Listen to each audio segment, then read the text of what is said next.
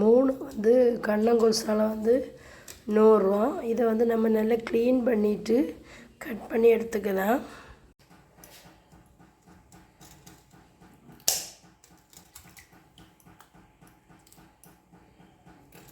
சைடில் உள்ளதெல்லாம் கட் பண்ணி எடுத்துடலாம்.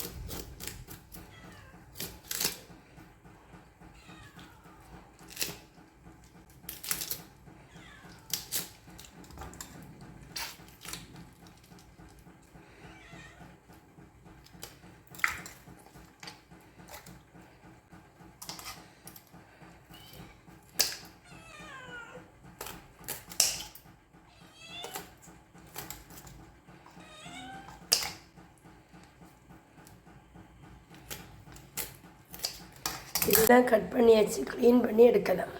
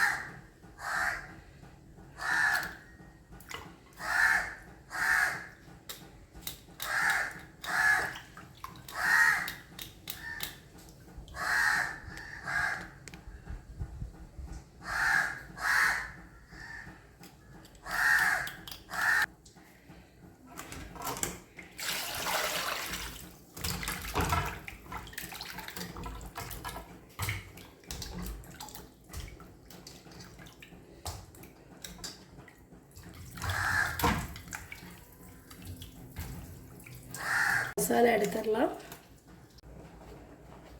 2 டேபிள் ஸ்பூன் வந்து மிளகா பொடி போட்டுடலாம். 2 டேபிள் ஸ்பூன் வந்து மல்லிப்பொடி போட்டுடலாம். 1/2 டேபிள் ஸ்பூன் மஞ்சத்தூள் போட்டுடலாம். 2 டேபிள் ஸ்பூன் வந்து சோம்பு போட்டுடலாம். பொடியும் முழு மிளகாய் சேர்த்துக்கிடுங்க. ஜீரகம் 1/4 டீஸ்பூன் சேர்த்துக்கிடுங்க. சின்ன வெங்காயமோ இல்லைன்னா வந்து பெரிய வெங்காயமோ 2 சேர்த்துக்கிடுங்க. ஒரு 5 பல்லு பூடு சேர்த்துக்கிடுங்க. அதிகமாக சேர்க்காதீங்க, கொஞ்சம் கம்மியாக சேர்த்துக்கிடுங்க. மசாலாயை லைட்டாக கறியை விடாமல் நம்ம வறுத்து எடுத்துக்கலாம்.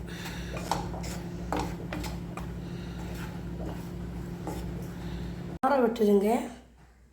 மிக்ஸி ஜாரில் 2 தக்காளி பழத்தை நல்ல பேஸ்ட்டாக அரைச்சி எடுத்துக்கலாம்.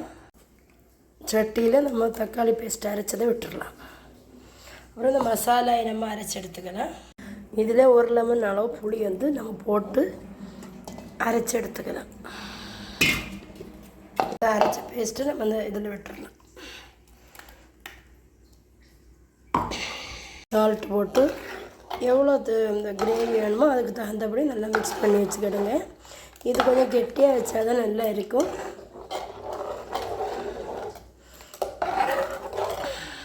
குழம்பு வந்து கொதிச்சிட்ருக்கு. நம்ம ஃபிஷ் போட்டுடலாம். நல்லா கொதிச்சிட்ருக்கு. நம்ம இதில் தாளிப்பு வச்சிடலாம். ஆயில் விட்டுடலாம். பேன் வச்சாச்சு.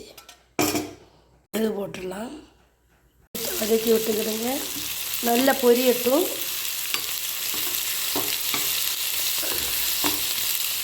நல்லா கொதிச்சிட்ருக்கு. அந்த டைமில் இந்த தாளிப்பை வந்து இதில் போட்டுருங்க.